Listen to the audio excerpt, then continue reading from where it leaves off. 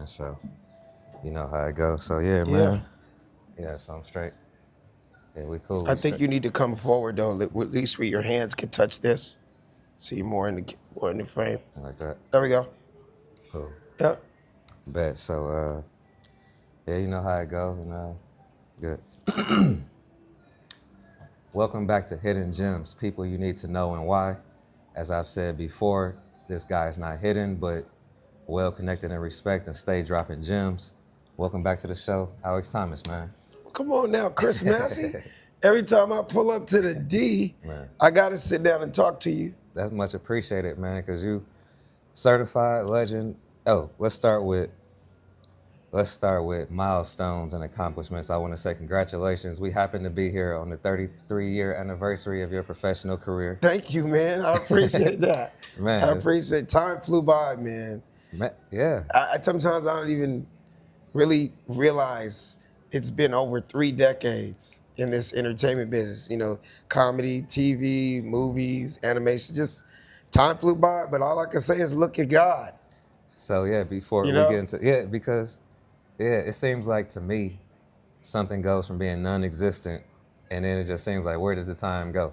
You know, For real, you got man. 3 solid decades of Yeah. consistency and growth. Like you kept elevating. And Yeah. I know you joke about it, but I literally grew up off you. I know your body's of work. All right, no, you really do. It's And so funny. No, it's just crazy when you say that. People, I've just come to like embrace that. Yeah. It doesn't bother me. I joke about it, like you said, but it just, when people come up to me, yo, I grew up on you. I've been watching you my whole life, TV, movie, films, all that. Hey, man, it's the ultimate compliment because it's like I'm still here. I feel like I just got started. Yeah. I feel like I'm stronger than I've ever been. You know what I mean? And there's a lot more in the tank. It's just a different chapter in my life now because now not only am I actor, comedian, writer, producer, entrepreneur, I'm a father, I'm a husband, you know, and that takes on a lane of its own. You know what I mean? Being a family man. So, but I love it. And that's beautiful. Like what they call it, the work balance life. You know, Oh, absolutely. It's in order. Yeah. Shout out to my wife, Brazy, because she's the one that really taught me that word balance. Like I Right. had no clue what that was. You know what I mean? same. But to be a dad and you know a husband and then still be an entertainer and all this, you really have to be able to balance all that stuff. You know? And in your industry at the level that you're at, I know it takes a certain different type of level of balance and discipline because it's like you at one of the highest levels. You know, people striving to get to where you at. Yeah. And it seems like you started off at the top. Like, you know what I'm saying? Because like, so Oh no, I started from the bottom. Now I'm here. But I know. I'm Like, just, you know what it is, yeah. Chris. It's just I have that classic. I don't know how to say it. Story of being in the right place at the right time. That was just the story of my life. So yeah, I had to start at the bottom, but I just seemed like I was. It seemed like I was always in the right place at the right time, and the dots were just connecting for me. You know what I mean? And it just one thing led to another.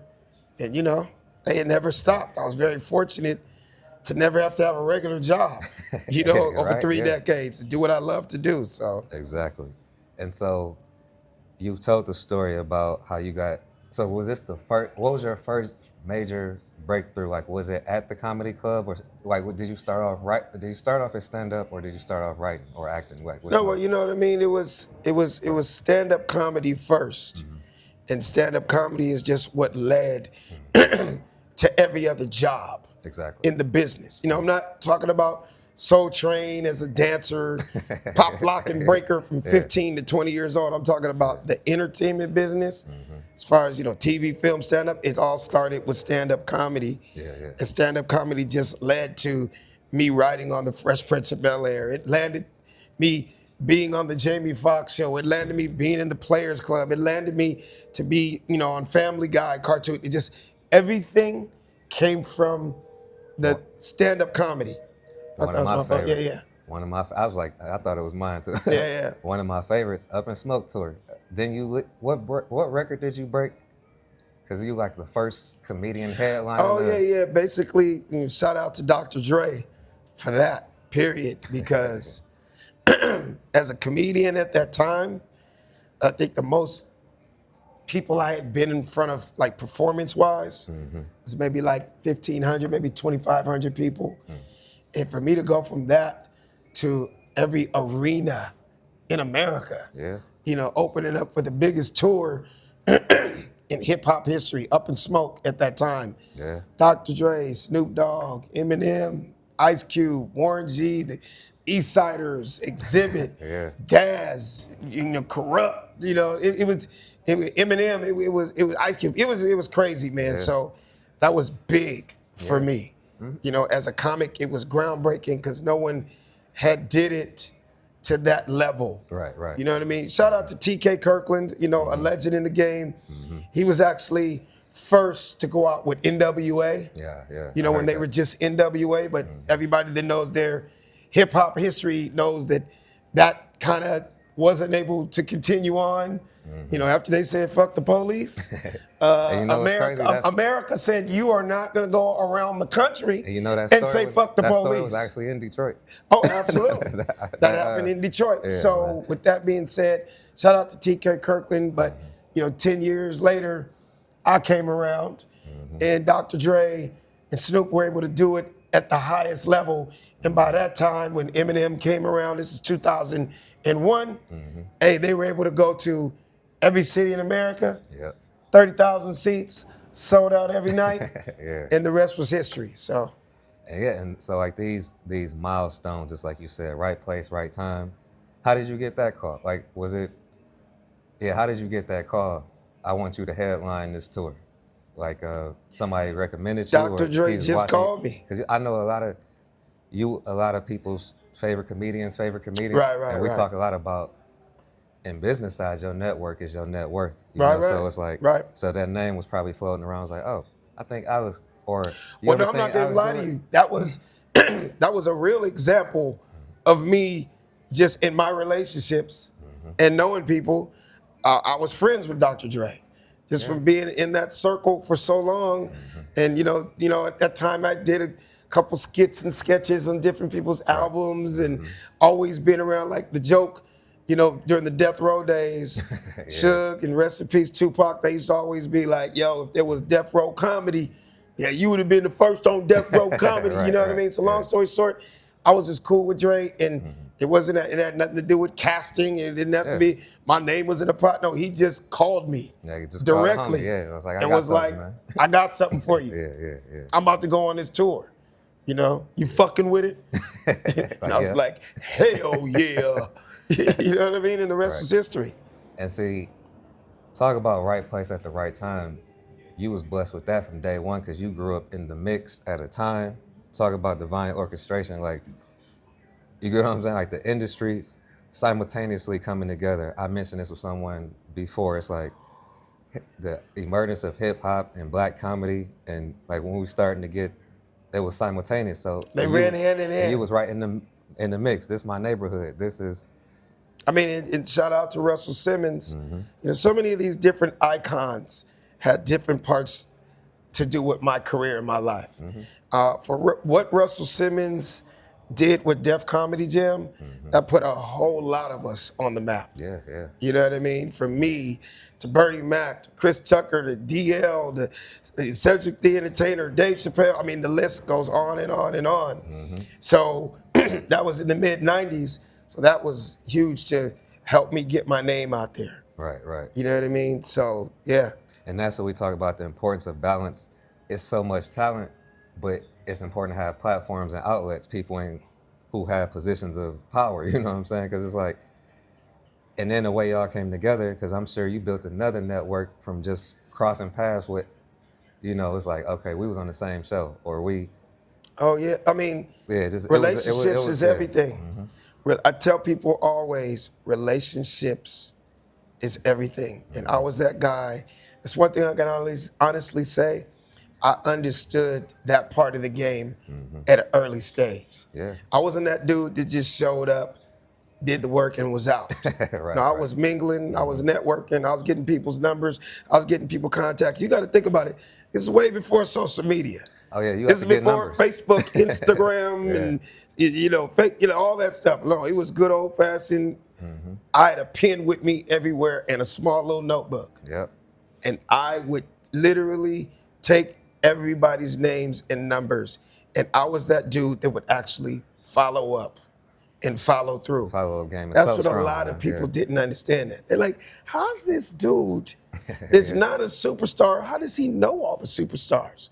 I would have birthday parties in the 90s, and everybody that's watching this in LA back in the day, they would be like, dude, your parties were more star-studded than some stars parties we went to. Exactly, yeah. Because I was that dude, and I just knew everybody, and it was just a simple phone call. It was just say, hey, man, I'm having a birthday party. Pull up. Correct me if I'm wrong, because I haven't seen it in a while. I don't know if it was your first special, but it was a special, and they did like shout-outs to you at the beginning. Was it like Shaq, Dre? Oh, yeah, that was Straight Clowning.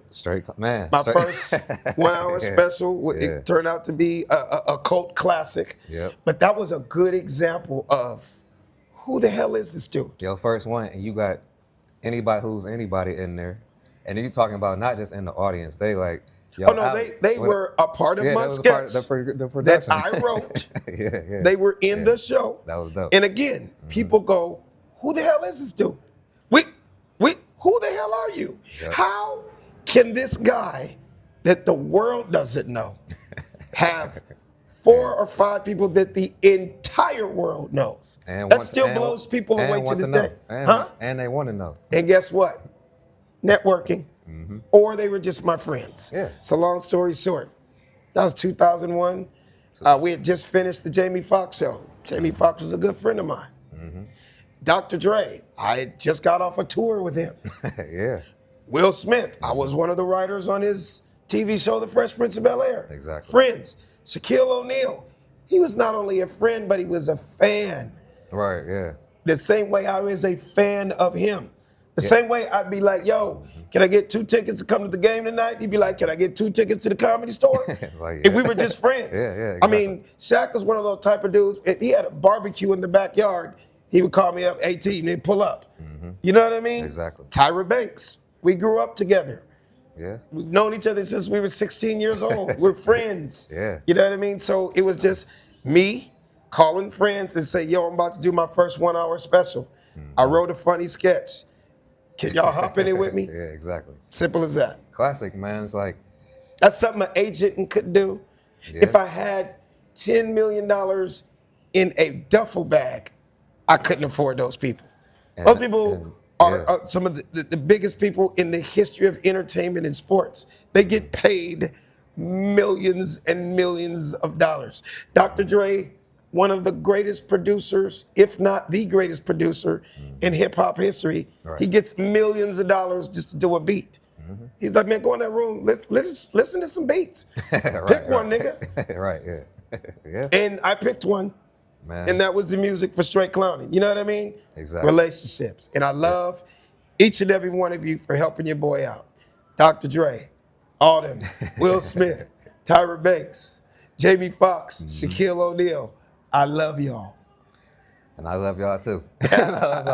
It's like, man, too, that's what sometimes I'm learning this, and it's like, people like, so you just called them? Because like you said, we didn't go through agents. I've built genuine relationships with people. You know, it's like, Absolutely. And if you tell me what channels to go through better, but I respect that. But it's just like a lot of people. You always got to respect the protocol. What's your preference? But then there's a difference between this my homie. Protocol. What the fuck? I was just at this nigga's house shooting dice with him the other day. Nigga, he was just in my backyard shooting free throws with me. I was just at her crib for a get together. I was just on set with that. You know what I mean? Yeah. It's a difference. Yeah, So you know what I mean? And like you said, that's a blessing because it's like I'm building that network, and it's just like just make a call or a text, or I'm in your town or you in town. Absolutely. Let's link. But that comes from, like you said, that follow up. Because oh yeah. Sometimes that's all it takes. It's almost like my favorite saying, a quote I always say, a closed mouth will never get fed. I'm gonna look into the camera and say this. A closed mouth will never get fed. How do you know if you don't ask? The worst you can get is a no. And that's you was just back there where you was at. So it's like that's the people don't even realize how Simple that is. But you gotta understand, it comes down to you, and do these people fuck with you or not? Yeah. It comes down to that. Yeah, you're asking a stranger, you're gonna get a different answer. Yeah. That's the homie right there. I was never that dude. One thing about me, yes, I have a ton of superstar friends and people in high places. I never was that dude to just like every time you see me, my hand is out. Right. No, Yeah. they respect me for the talent that I do have. And you know, if I'm asking you for something, it really means something. Yeah. And they see the work and the dedication that I've put in. So a lot of times people feel like, man, how am I gonna say no to this dude? And sometimes, You know? because you didn't ask and you did it, they like, well, he could have asked me for that, but he didn't. He or she Exactly. they could have. And then so it's like, let me know the next time you getting down with There something. you go. I might be able to. I carry my own weight. You know what I mean? And if they say no, you got it done anyway. Exactly. So it's like, okay, they really serious. Exactly. I'm that dude that, yeah, he can walk in. I know guys that can come in here and he can pay for every single person in this bar. But I'm that dude that's still knowing that nigga got $1 million and $1 billion. Hey man, can I buy you a sandwich? Exactly. Like Right, he gonna laugh at me. Yeah. I'm dead serious, nigga. For all of you, can I buy you a drink? Something. But a lot of times people don't understand it's the principle behind it. Yeah. These guys are so used to everybody always taking, wanting, that it's almost like it's a breath of fresh air for them to go, nigga, you really gonna buy me a drink? Yeah, nigga, what you drinking? Yeah, exactly. You really gonna buy my dinner? Yes. Yeah. He's so used to everybody else leeching. I'm like, no, I got this. And that goes a long way. It does, because that's So- how I built a lot of relationships. You know, I ask. Sometimes it's not like what you want, because that, like you said, you could sense the tone. They like, because they used to people asking for something. And I was like, Exactly. honestly, I just wanted to see how you and the fam was doing. I had some time, or I heard it was your birthday. How was that? Or how was your Yeah. graduation? Yeah. Like you said, it goes a long way. You think you just Exactly. asking, and then you still don't ask for nothing. It's like a good conversation. It almost surprises them sometimes. Yeah, I could tell the tone Right. with some people. It's Right. like, oh, You would be amazed at how far it goes. It'd be like Mm-hmm. you calling somebody, and I don't want nothing, man. I was just checking on you. What you been up to? Da-da. And at the end of the call, all right, bye, have a good one. right. And he's like, what? So then further down the line, if you call for something and you do need something or a favor, or maybe you're inviting that person to something, they'd be like, man, no problem, dude. You know how many calls I got today with people wanting shit from me? And you just genuinely called just to say hi? Hey man, yeah. So, And it goes to intentionality, like you said, you know, and people could pick up on that. And it's a balance between that too. But I was taught, because they was like, Chris, you too nice, you give away too much for free. Like of course you got to know your worth. But then I'm like, that just shows who you dealing with. I'd rather you expose yourself at that level before we get to where we're going. Because like I said, your blessings don't always come back the way you sent them out. So if you act like Exactly. that over that little thing, exactly. so at least I know who's who. Right. Moving right. forward, so No, I ain't tripping. you have a great point, and I'm in the same boat as you as far as, you know, people tried to knock me for years for being a nice guy. First of all, I am who I am. Right. Yeah. I can't be something that I'm not. It's people that want to go, maybe if you were more of an asshole, you'd have went further in your career. I'm like, first of all, you got to listen to who the fuck is telling you that. yeah. That's Have right. you done anything for 30 years consistently? Yeah. Made it to the highest level and was able to make it a career? Have you been able to provide for your family and bring them all over the world? Obviously, I did something right, and it got me this far. So I'm not going to change that. Yes, don't get me wrong. There are some super assholes out there that made it. Great, man. That was good for them. That's just it's just, but that's life in general. Yeah, Like, yeah. so Everybody can't be everybody, and everybody has a different route. yeah. Everybody has a different route to success, and that wasn't my success. And people You are know? used to that. I mean, that wasn't my route. Yeah. You and know? see, and sometimes you at the forefront of something. Like that's why I love what I do. One of the reasons I love what I do, because I constantly get to interact and learn things. And like you said, everybody's route is different. So it's no one blueprint. So when people watch this, it's not just us kicking it. It's just like, well, they just introduced me to a new way of doing it. Right. Like for me. And here's what Yeah. you know. Oh, thanks a lot, man. Okay, He's gonna yeah. bring us some water. Oh, cool. Yeah. Can you bring? Thank you. Yeah. What you don't understand is you're influencing somebody else right now that's watching. A kid from I would Detroit that hope never so. thought he could do this. Thank You you, sir. know? Appreciate Thank it. you. Thank you. Thank you, Thank man. you. And I'm glad you look at me, deserve I'm a great example. I was born and raised in South Central LA in the 80s. In the 90s, everybody around me is a Crip, a Blood, a gangbanger, a killer, and this and that. But I showed not everybody that comes out of that environment goes that way. You know what I mean? And that's in every urban city in America, whether you're from Detroit, Chicago, Brooklyn, Houston, New Orleans, wherever you're from. Yes, there's bad and good everywhere you go.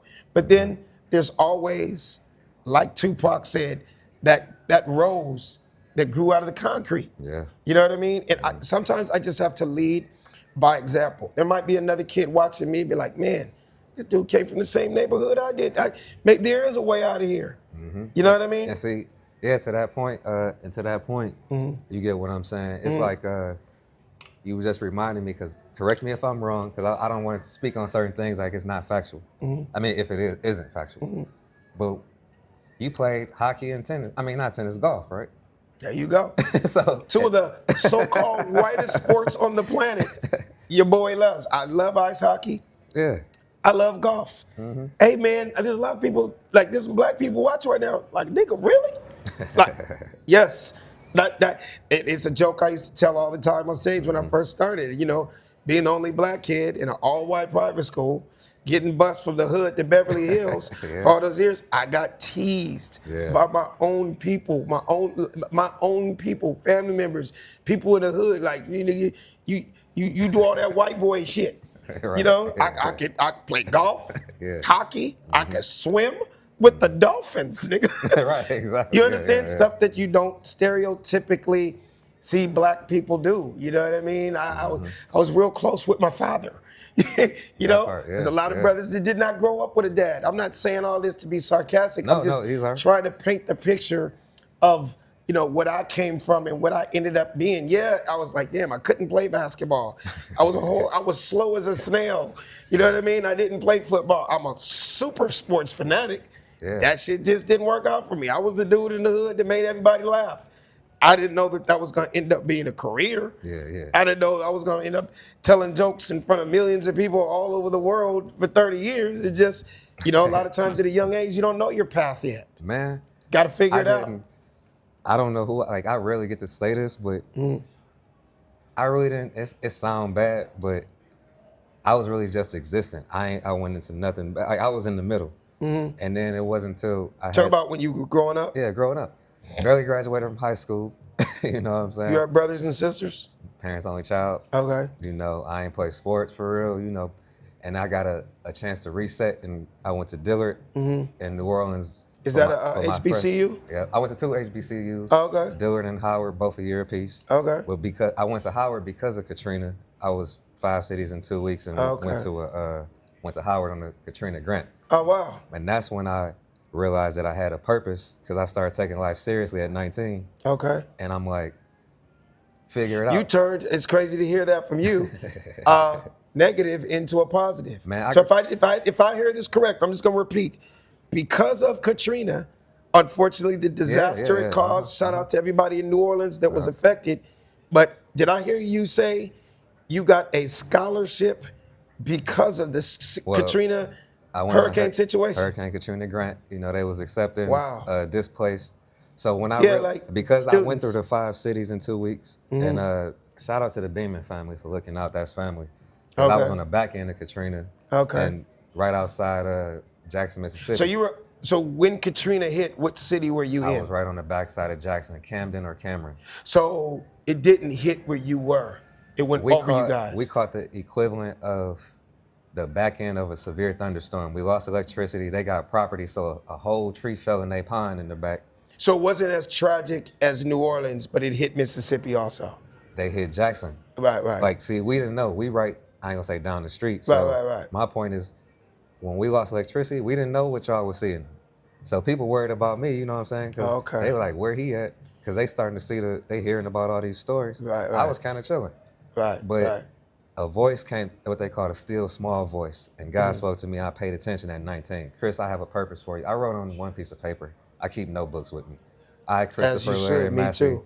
Yeah. Oh yeah, you I wanted a still top to this writer. day. Yeah, Hey man, don't exactly. get me wrong. I love this thing, but I'm It's old a school to a fault. I kind of back everything up because I still write. Writing is just not something I always love to do. Again, didn't know that would end up being a career. I was just that little creative writing kid. You know, you would have thought I'd end up being a rapper, but I just always wrote. I always kept journals. But still to this day, there's that fear. What if I lose my phone? and, What if my phone goes out? Guess what? I still will have that joke or that thought or that idea written down. So I'm kind of slowly steered away from actually writing it on the paper, but there's just still that yeah. old school writer in me that I still have it written down in my joke notes, And I in my books. and I'm like you. I have a collection of notebooks. I'm a Same writer. here. See, I'm a writer. I didn't know what I was gonna do. So when I go to Howard, I'm like, I started studying financial literacy and generational wealth on my own because I love to read. And I'm like, no disrespect to them, but you know, it's a process in school. Like you got to get to levels of certain knowledge. So I'm like, I learn more in these $15, $20 books I'm buying. This ain't gonna get me that. So what's your passion? And so I started in the music industry when I stayed that year at Howard because it was free. And so I came back, been back in Michigan since 2006. First thing I did, we talked about this briefly last night. I started in the industry. I told people, and this is your network. My parents like, oh, you want to get into this music? It just so happens that my father's best friend's son was part of Eminem security. You get what I'm saying? Somehow, And some way in there. and I'm like, I never knew that. He's like, call him. He's like, what you My want to do, Chris? cousin's I don't know. cousin's best Right. friend homie used to detail Exactly. Eminem's cars. Like that means Hey, there's some way That's a an way in. in. That's a way in. Hey, brother, sometimes people don't understand. I'm the master of that over the years. Hey, it might not be to get to the star, but if you can get to the friend that knows the friend that knows the friend, Yeah. there is now something called an opportunity. That's up Yeah. for you to try to crack that code, break that barrier, but at least it's some type of way. It's almost like I became a little detective in my life. You know, Yeah. detectives, I hate to say it, but like a murder goes down and there's just no clues. How the hell are they gonna find out who did this? And it'd be the smallest thing. It'd be a cigarette on the ground. You find out that's the DNA to the best friend and the homie Right. that owned the red Mazda that drove to the. But somehow, some way, they end up finding the killer. That's that famous off quote. the smallest That's clue. that famous quote. Where there's a will, there's a way. Wherever there's a will, there's a way. You keep looking, you gonna find. That's why I Come tell on, people, man. watch what you seeking, because you will find it. Brother, It that could is the go story great. of my life and my Yeah. career. Likewise, because I'm like, and I still ain't met him to this day. I wasn't trying to, but it's like this my way into the. Right. Way You're into gonna have the- a story to tell him when you do. Oh yeah, it's like he was like, so Right. what you want to do, Chris? I said, I'm open-minded. Well, this producer needs an assistant, by the way. He produced for people, you know what I'm saying? And so we was on the back end of. I hate to interrupt you, No, you good, man. but something just popped up. You good. And I can't guarantee it. No, you But good. just off of this subject, I might have made your day. Man, Long story short, what's up? as you know, I've known Eminem for years. We went tour together. Yeah, blah, blah, yeah, blah. yeah. Man, you y'all- know what I y'all mean? toured on Anybody that watch it, if you ever see Eminem say his favorite whenever he's live, if you ever saw him live and you hear him go, Detroit, what? Detroit, what? That came from yours truly. Word. Up in Smoke Tour 2001. He saw me out there. That was my introduction to him and D12 Wow. every night. Wow. They loved it so much, they picked it up and he started using it on tours all over the world. But long story Nice. short, That's super dope. And this one Bazaar, of them gems we was you know talking who about. Bazaar is? I just did a sketch with him in LA Word. 2 weeks ago. He's still, you know, if anybody knows about Dirty Dozen, D12, Right. you Detroit, you know about them. And that's the group that Eminem was in before he so became that I got something for you. superstar. I got something for you on Yeah. that. So you know Mr. Porter Denon. Yeah. Guess what? His mom. So we grew up in the same church together. Okay. So his mom. Somehow, some way, you got to bring the Lord into it. Hallelujah. So his mom, like they, my mom's side of the family and his parents went to the same church. And the history lesson for our Detroiters, if you remember Martha Jean the Queen, that's my grandma's church, and we grew up in the church to a certain level. Okay. together. And she's an icon in the spiritual world. Like Okay. And but yeah, we went, and then so it's just like connecting dots. Right. And so it's interesting. I didn't know what to do. He's not the producer I was talking about, Right. but I'm trying to produce myself. Right. So people like, how you get him on the phone? Because at the time I called my aunt. She said, oh, you know, people just throw names around like they. Right. Yeah, he's like, so he the first person I called. He gave me some great advice. Shout out to Mr. Porter. He said, if you're gonna produce, first thing I would do, knowing better, because I think he said he was self-taught or something. Okay. But he said, like a lot of us. He said, get you some piano lessons because learn the keys. Because he said my hands could cramp up from time to time. Just giving me game. Absolutely. Off the thing. Some of the greatest composers, some of the greatest musicians, some of the greatest producers, all knew how to play keys. A lot of people don't know that about Dr. Dre. That dude knows, he is a pianist. He knows how to play everything. And for people that don't know, my mom's classical pianist. You know, pretty much if you can play a piano, you can play a Rhodes. You can play any type of, you can come up with keys. You can come up with different tunes and you just, it's just a natural, Quincy Jones, Herbie Hancock, I'm a real music. I'm a DJ Quick. That's I could go on and on and on and on for people who are truly musically inclined. This new generation. I know instruments and instrumentation is not a new thing, but that word, Bobby learned a new word. Musically inclined. You might want to look into that, but don't let me forget what I was going to say. Nah. When this interview is over, I'm going to call Bizarre because I told him and I forgot. Tonight I have one more show here in Detroit. Right when we finish, I'm going to call him because I just did a sketch with him, and I was supposed to call him anyway when I came out here to let him know about my shows. And if he says he's gonna pull up tonight, you need to pull up. I will introduce you. And he's been friends with Eminem for over 20 years. I asked him, in fact, when we did the sketch a week ago, I was like, when's the last time you talked to him? He's like, oh, I was at the house a couple weeks ago and blah, blah, blah. But so they all still, in fact, this is some real Detroit, rest in peace, Proof. R.I.P. Proof was dope as hell. I got to know all them and be down with them, Up in Smoke. We used to all just hang out. There's videos floating around the internet and all about me and D12 and Eminem and Proof and Bizarre and all those dudes. So shout out to D12. But long story short, if he pulls up tonight, I'll introduce him and I'll tell him that I've sat down on the Chris Massey show and you just tell him what you do, and then I think it would be a great interview for you guys to talk, and then you talk about whatever you're gonna talk about.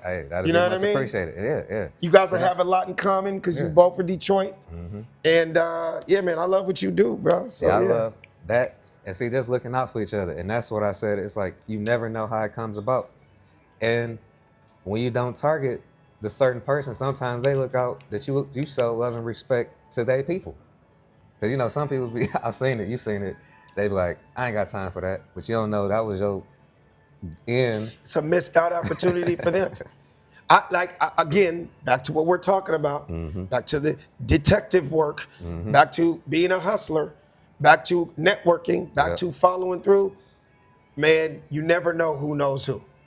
You're always a person away from that person. I am like literal living proof of that. But in my case, it's always cool when you do have some talent to back it up. You know what I mean? Because a lot of people get this shit completely twisted. People come to me, hey, AT, man, I heard it. It really ain't nothing but it ain't just about who you know. I said, don't get me wrong. That's a part of it.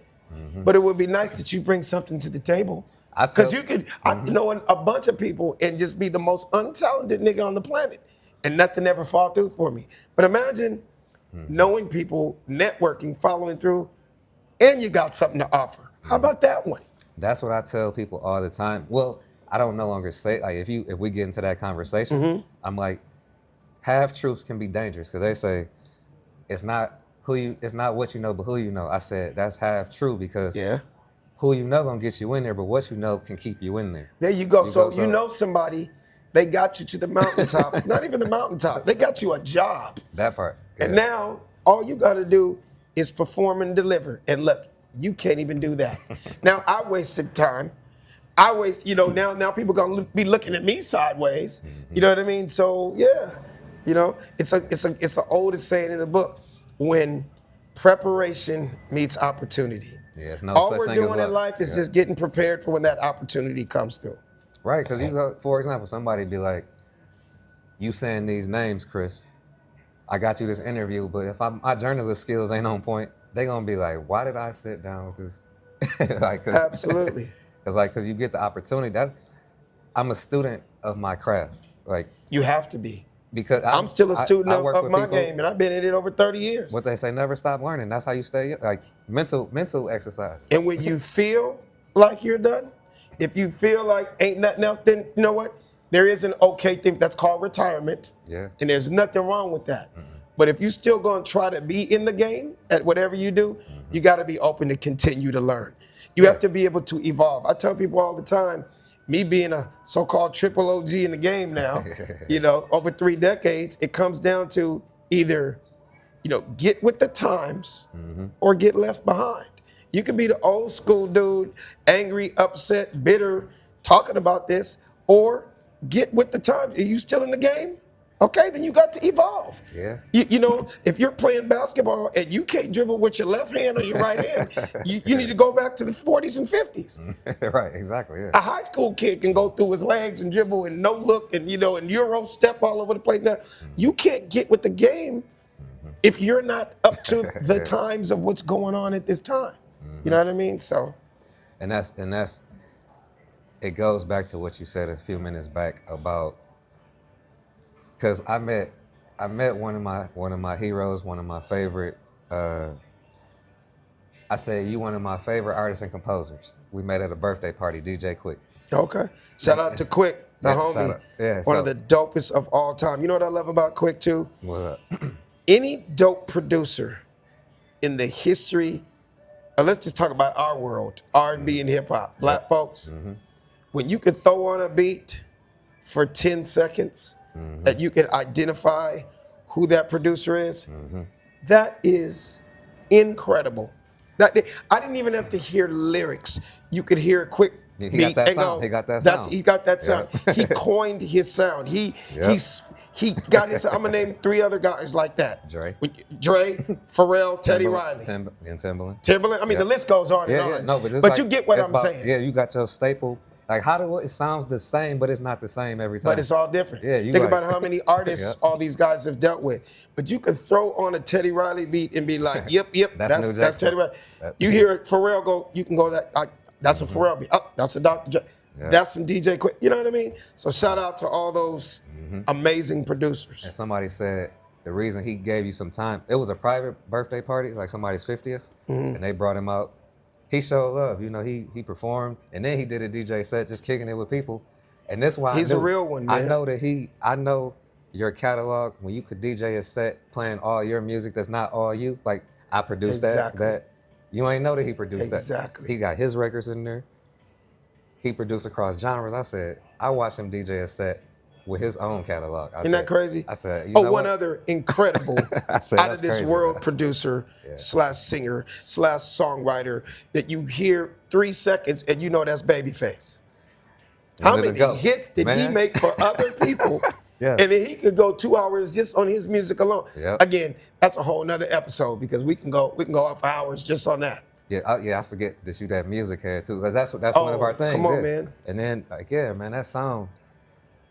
I wonder what it take. Like sometimes you just blessed with it, and what we say, you got to be a student, because sometimes you gifted, but you got to learn how to protect that. Oh yeah. Protect that gift. And I feel like being a student of your craft, it can only make you better at what you do. Yeah. You know what I mean? Like, I love comedy. And I am a student of the game. I could talk about the people that came 40 to 50 years before me, all the way up to who the new cats are. You get what I'm saying? I keep my ear to the street. I hear what's going on. It's just to hear, you always want to be relevant. People go like, man, how are you still relevant? 3 decades. How many people I started out with, Chris, that are nowhere to be found or just literally have nothing else to say? And that's okay, man. Yeah. Again, I'm not knocking anybody. Everybody don't want the same thing. Hey, man, it's really in my DNA. I could be driving down the street and see something, and it could just be me and you in the car, and I see it. I tell it to you. you start dying laughing, and you come to my show tonight, it like, this nigga did 15 minutes about, I was in the car with him today Right. when he saw that shit. Yeah. And I've somehow, somewhere, I brought it to the stage. That's 10 more minutes of new material. I've seen you do People that. can't write 10 minutes of material right now, and they've been in the game 10 years. And they trying. Or they're trying. I need a 10-minute set, and it ain't what it can be. And that's why what leads me to why I started my new class. It's called Joke Notes with Alex Thomas. It is something that has been on my heart for the last 10 years. Man, why? Because people have always just brought it up. I'm not gonna sit here and lie to you and go, I always wanted to teach. No. You're talking to somebody that didn't go to college. I went to college for 20 minutes, bro. That shit didn't work out for me. You know what I mean? Everybody's got different routes. Of course, I'm gonna encourage college to my 3 kids, but I'm just saying in general, I never thought about teaching. But then I thought about it. People were like, dude, why are you not teaching? Why are you not giving back in that kind of way? Rest in peace, a super dope comedian that passed away, David Arnold. Oh, man. Incredible comedian. He was dope. He was a teacher, but him and I talked about it a lot. David would come up to me and be like, yo, you're one of the first comedians I ever watched. You're one of the first dudes I saw when I came to LA from Cleveland. He said to me out of his mouth, he's like, bro, you would have thought you would have been doing this years ago. And he asked me one day, why are you not doing it? And my excuse at that time was just do it. I'm just so busy. I'm starting a family. I'm on the road. I'm doing TV shows, movies. It was just very busy, and I never got around to it. He passed away, and it got even heavier on my heart. Because no matter where I would go, whether I'm doing a big show, a small show, whether I'm at a hole in the wall or an open mic just fucking around, young comics are constantly asking me, like, the basics. How do you write a joke? Man, how'd you come up with that joke? Man, when did you do that? Man, what do I need to do when I go on an audition? Man, what's it like working on the set of, hey man, did Eddie Murphy or Jamie Foxx or Mark Curry or Martin ever talk to you about, how did you get so good? And it just all came together, and I'm like, you know what? Maybe that'll be a way for me to give back. So long story short, my classes start. Thanks a lot, brother. Thank you, I appreciate. Were you at my show last night? No. How you doing? It still always trips me out when people just say my first and last name, even though I've been in this. No, it's okay. I'm not running from the police, so you can say my government name. Yeah. Come here and give me dap on camera. Yeah, this because I'm gonna tell you what we're doing right now. I want this. Wait, stand right here. Watch this. We're about to do something very organic right here. That's what I'm saying. Yeah, sit right there for a second. We're about to do something very organic, because guess what? We were just about to talk about what I'm about to talk to you guys about.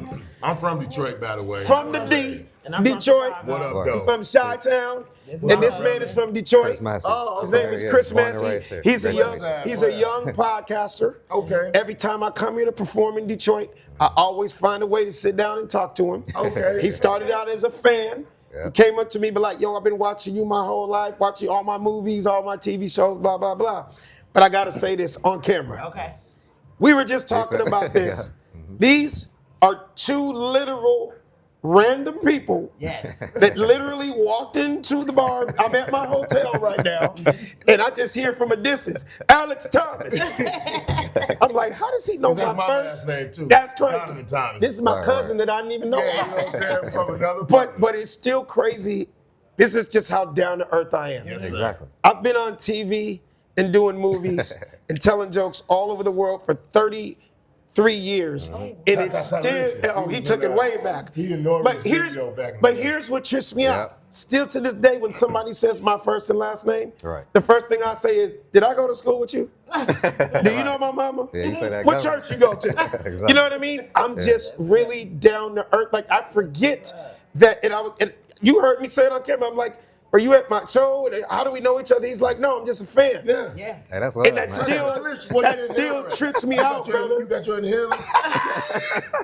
Okay, for the people that are wondering what he's talking about, Nori. that video made me famous, bro. Nori. He still remembers. So long story short, I want to say it was 2004 and 5.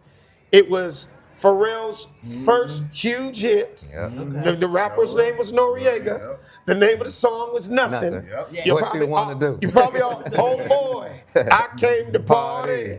Your girl was looking for me. Hey, she's like, long story short, you know who was supposed to be in that video? You know, two people that could not do the video, and they called me just because these two dudes weren't available? Anthony Anderson, Eddie Griffin. Oh, wow. Could have been either one of them. Wow. They called me. That video made me famous. I even heard about the story you told when you was on tour with NWA and them back then. You was about to do a movie or Eminem. something. And yeah, The Up and Smoke tour. yeah, We were you just was like, talking you know what? I'm going on the tour. I'm doing that. You say that blew you up. So So- I've been a fan of you for a minute. So basically, what he's talking about, he's talking about that was the call from Dr. Dre. He just asked me before you walked in, how did you get that tour? And I was like, Dr. Dre is my friend. He just called me. like, It "The just hell with happened to be I was on the Jamie Foxx show at that time. Wow. And we only had a few episodes left. I'm not getting into the whole story, but long story short, I could have stayed and did 2 more shows of a show that's about to be over. Which shout out to Jamie Foxx, one of the greatest shows ever. Yes. Still runs to this day. Yes, People indeed. come I up to me still and love watch me for that. that. But then the same week, Dr. Dre goes, we about to go on the biggest tour in hip hop history. And I want to do something that ain't never been done before. I was like, what's that, Dre? I want to have a comedian host the tour. I want you. Wow. Yeah. And he was like, you fucking with it? Pretty much. And I was like, Dre, you know, I kind of have a job on a TV show, blah, blah, blah. After the money that Dr. Dre offered me, Amen. I was like, I love you, Jamie Foxx, but a nigga gotta go. You know what I mean?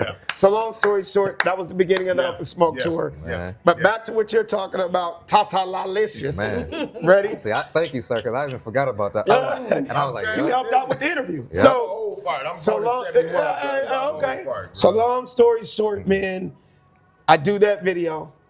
It ends up being the #1 video that year. And at that time, it was BET and it was MTV. Oh, yeah. So not only did that video run every day, 10 times a day on MTV, it also ran every day on Rap City and everything on BET. So the same way that song is going platinum, because you hear it every day, you were seeing my black ass every day. making everybody, It's cracking everybody up. Making everybody laugh. Yeah, Not right. only did that help me get booked all over the country just doing stand-up, here's the inside. He asked me about my comedy special. My first comedy special, Straight Clowning, in 2001 with Dr. Dre. Who else was on it with? Will Smith, Shaquille O'Neal, Tyra Banks, Jamie Foxx. Let me tell you what I knew, because it's a topic we were talking about. I knew about marketing and promotion way before Instagram, before social media, before Facebook, all that shit. So if you look back at that video, whether you want to go on, you know, YouTube or whatever, you go back, you get to your room, look at your phone, look at the t-shirt I was wearing, knowing that this video was gonna blow up, knowing that people were gonna see this every single day, something that a PR firm couldn't have did for me, something my agent couldn't did for me. I knew I was about to drop my new 1-hour special called Straight Clowning. What does it say on that shirt in big words? Where you saw me with the inhaler, pushing the Escalade, peaches, Tata Lalicious. That shit in bright said Straight Clowning. That was me promoting the DVD I was about to drop. And I ended up being on the Platinum Comedy Series, which was Monique, DL, Cedric the Entertainer, Dave Chappelle, and Alex Thomas. All because, oh, thank you. Look at God. Won't he do it? Now to answer Tata Lalicious. Ready for this? The whole world, that is how I met Michael Jordan. I was in a club in Chicago. Shout out to my boy Antoine Walker. Antoine Walker is from Chicago, famous basketball player. My boy, he had his celebrity weekend, and Michael Jordan was not only his mentor, but Michael Jordan was his friend. And Twan did his little weekend with all his celebrities, and the GOAT shows up. He's in VIP. I ain't never met Michael Jordan in my life. He walks up to me, and the first thing that nigga said was, Tata-lalicious. Tata-la, nigga, when I tell you a small tear came down my eye, I could not believe Michael Jordan knew who the hell I was. Right. But he knew from that video. And he asked me, man, he goes, who the fuck is Tata-lalicious? And I said, Michael, you ain't gonna believe this story. How about Tata-lalicious was a stripper in a strip club in 1995 in Chicago. Tata-lalicious, if you're listening, you gave me a lap dance that I'll never forget. What strip club? I don't even remember the name of the strip club. All I know is I was a young comedian. I just met Bernie Mac. It was all jokes aside. In Chicago, ended up being one in Detroit. Yep, sure was. And I was a young comedian. They took me to the strip club, and Tata-lalicious, big booty Tata-lalicious, gave me a lap dance. She said the name. I was like, "What is your name?" I don't know. She laughed because I guess she's not used to niggas asking her name and shit. Right. Yeah, I was like, "What's your name?" She said, "Tata-lalicious." Nigga, I fell out dying laughing. And she said, "You gonna use my name in one of your jokes?" Yep. Bitch, exactly. And the rest was history. Right. So when I did the video, I wasn't calling myself Tata-lalicious. If you remember the video, I was trying to get into the club. right. Security was Somebody stopping me, walking in, you and like, he was you like, I was like, right. nigga, I'm with these niggas, don't let me in. Yeah. Oh, they go my baby mama, peach ass, Tata-lalicious, Tata-lalicious. Nigga, that shit went viral. Bro. Viral before the word viral. Man. And there's the story. And that's Hey why- man, thank you for dropping by. Hey, man. And that's why we appreciate y'all. Are y'all here tonight? Yo, this is our last night. We been here since Do you have Friday. something to do tonight? No, what? Guess He what? got a show. I got He right one down more the street. show. He right down the street. What? Yep. 5 minutes away. Punchline. Punchline Comedy Lounge. In Southfield. Right, down the street. literally 5 minutes from Yeah. here. So punch it in your navigation. Yeah. It's called Punchline Comedy. Okay. And the show starts at, I think, 7 o'clock. Okay. The food is great. Yeah. You met me. It's black on. We black Oh, on. really? Yep. Okay. Come get a laugh. Are y'all on Instagram? I think I am. Yeah, I am. For the fact that the nigga said, I think I am, the niggas are not on social media. He said, ask me, am I on Instagram? Hey, you And on- I'm gonna do you my on- you impression on- of him. Are you on IG? What's that? Yep. Instagram? Instagram? Is that the thing I'm on your on phone and shit? Yeah, that's, Okay. that's- Yep, I'm That on means that Instagram. nigga. Oh, you are? Yep. So type in funny man, all one word. Funny man Alex Thomas. Funny man Alex Thomas. And you will be laughing your ass off for the next few hours. My Oh, man. we coming to see you. I'll see y'all tonight. Great to I meet y'all. appreciate you. I might be He there. might. I was He there last night. videotaped Yeah. last night. Yeah, I was there last night. But he's going to try to come tonight. We coming tonight. All right. Bet. Oh, get your tickets right now. Hey, Punch. If you can remember Punch- this, what's your name? One. Is this your husband? Yes. Because I know how I am with my wife. I'm going to tell you. Okay. PunchlineTickets.com. Punchline.com. There you go. Yep. Tonight, No, I'm finna. We finna 8 o'clock. I'll see you. 7. Be 7. Find out the time because I got to have that wrong. I don't know if it's 7, 7:30, but Okay. yeah. I just pulled it up. You work now. There you go. You're going to laugh your ass off. Yeah. All right. Comment. I See want ya. Appreciate y'all. Bye-bye. Make Great sure to you meet give us a y'all. shout out. Come on, I have to. Yeah. Keep up the good work. Thank you, brother. Appreciate it. How organic was that? And this, Look at that. We Hey. doing a podcast. A live audience came. Cool ass people. Chicago, Detroit. Man, we got to wrap this up. I'm sorry. Hey, I know we. no, There's a and lot. but that, yeah. Look what we, happened. We closing it up on this note. Yeah. You see what happens being organic because you could be like, yo, I'm busy. You can actually kick it with people. You get what I'm That's saying? me, man. This I is also not, have another hashtag. I say I touch the people. Yeah, I don't roll around with security. God's got my back. exactly. And look at this. For me just talking organically, Right. that's 2 more tickets sold tonight. From Right. just being nice. Yeah. I could have been like, guys, not now. Please, excuse me. Don't you see I'm in the busy. middle of something? Don't you see I'm in the middle of something? So Like, like- no, man. Yeah. You know, so and that's how you talk about networking. That's if somebody be like, yo, I met you that time at the. You got to see Yep. what we talked about earlier. Mm-hmm. What you just saw, that interaction, that's been me my whole career. Right. That's been me my whole career. My wife even gets mad at me sometimes. You talk to everybody. Kind of like what I do for a living. Right.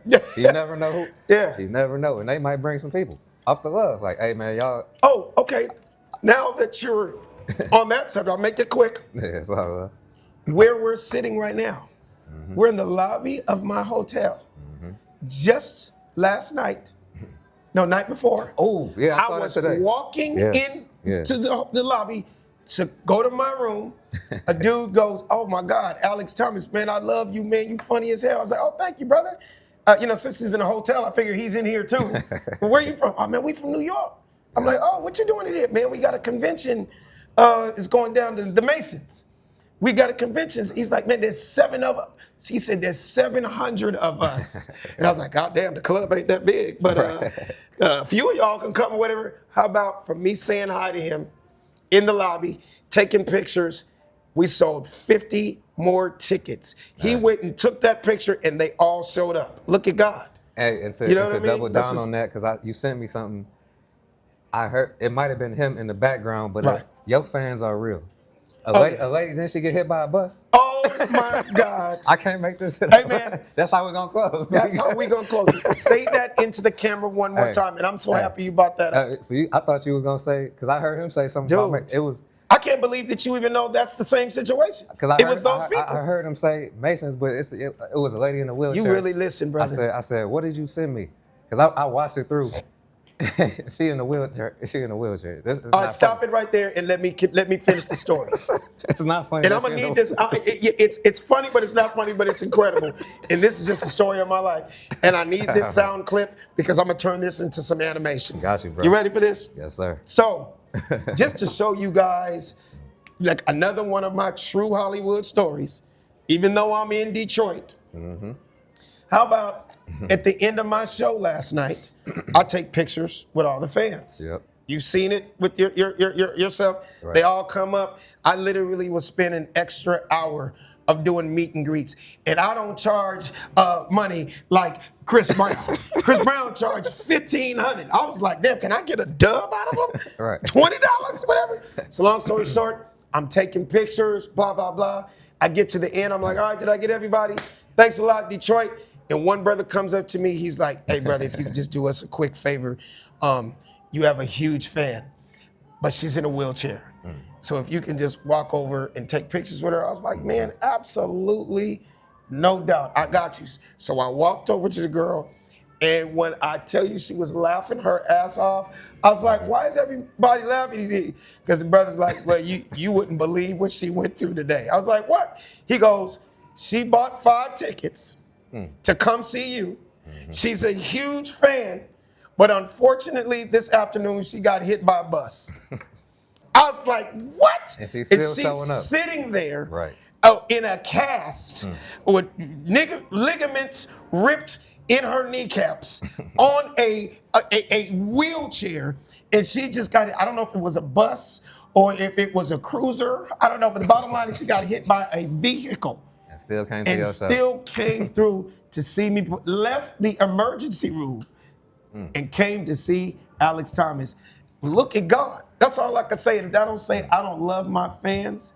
And I forget your name, young lady, but whoever you are, if you see this, I appreciate you. Shout out to the Masons out of New York because they all came to see me. She was a part of that group. Word. And just thank God she's still here with us. Yeah, I mean, how many people gonna get hit by a car? I mean, if I got hit by a bike, Right. I wouldn't have come to your damn show. If somebody had rolled over my toe on a skateboard, I probably wouldn't have showed up No, your show. that's what I said. I said, I know who he is, but True Hollywood story. I said, I know who you are, but that's that loyalty because I'm like, she just had to see Alex. Yep. So, man, I But, appreciate you. Make like I sure said- everybody, when you watch this and you're wondering what I got coming up next, Alex Thomas, True Hollywood Stories, Yeah. coming soon. That's my next 1-hour special.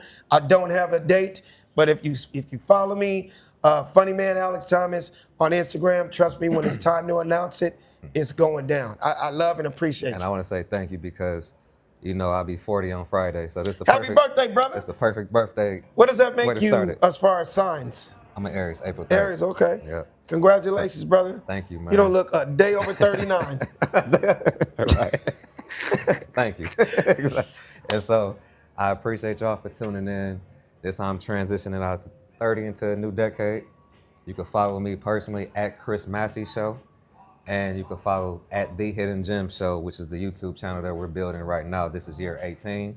Alex been on for about 8 years. Yeah. Different times. And by the way, if there happen to be any golfers out there watching, if you are a golfer, you're thinking about getting in the game, because, you know, now it's bigger than it's ever been as far as in the African-American community, you know, because now everybody's golfing. Shout out to Kevin Hart, you know, Will Smith, all these huge black people are golfing.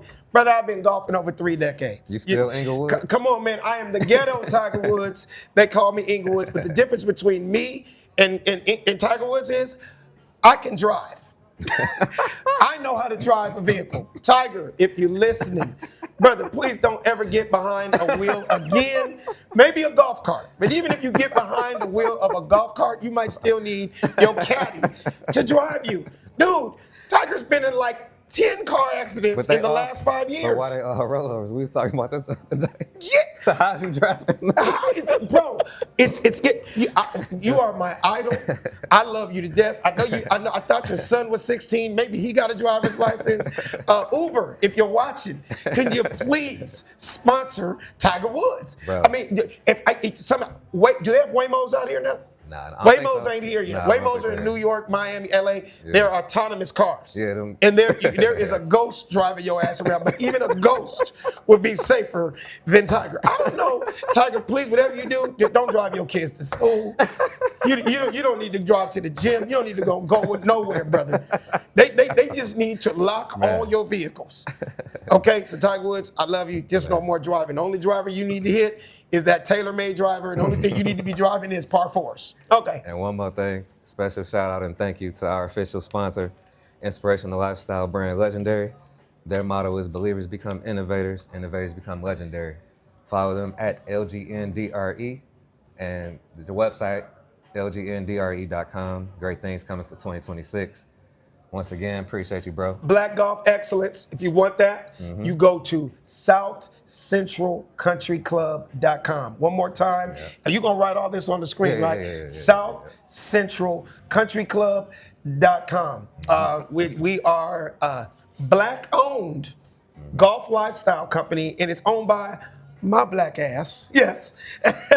And I just appreciate it. It's doing great right now. You know, our whole motto is, you know, stay fly on and off the golf course. I mean, I'm not on a golf course right now, but hey, I stay fly and I love the game. So Black Golf Excellence is just one of our sweatshirts. But yeah, SouthCentralCountryClub.com. Once again, Alex Thomas. Appreciate you, bro. Had a great time. Thank you, brother. Thank you. Man, that's going to be dope. Oh, my God. How did that not work out incredibly?